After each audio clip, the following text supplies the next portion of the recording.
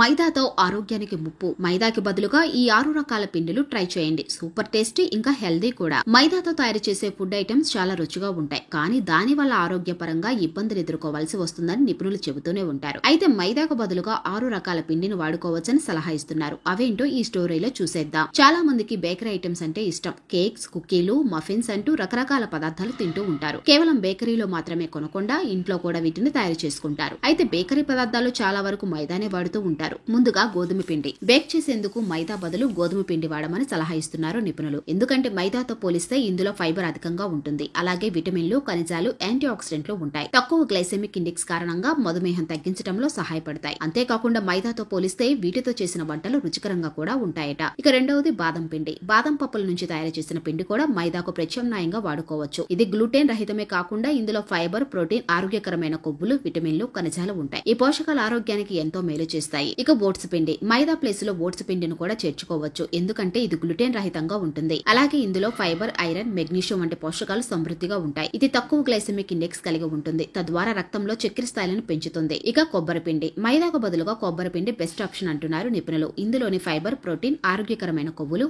Iron, magnesium వంటి పోషకాలు బరువు తగ్గడం, గుండె ఆరోగ్యాన్ని మెరుగుపరచడం సహా పలు ప్రయోజనాలు అందిస్తాయి. పైగా ఇది గ్లూటెన్ ఫ్రీ ఆహారం. ఇక స్పెల్డ్ ఫ్లోర్. స్పెల్లింగ్ బెర్రీస్ నుంచి లభించే పిండిని స్పెల్డ్ ఫ్లోర్ అంటారు. ఇవి పురాతన కాలానికి చెందిన గోధుమలు. ఈ పిండిలో ప్రోటీన్, ఫైబర్ పుష్కలంగా ఉంటుంది. మైదాకు ప్రత్యామ్నాయంగా దీన్ని వాడవచ్చు. ఇక శనగపిండి. శనగపిండి కూడా మైదా ప్లేస్ లో రీప్లేస్ చేసుకోవచ్చు. ఇందులోని ప్రోటీన్, ఫైబర్ పలు ఆరోగ్య ప్రయోజనాలు అందిస్తాయి. పైగా ఇది గ్లూటెన్ రహిత ఆహారం.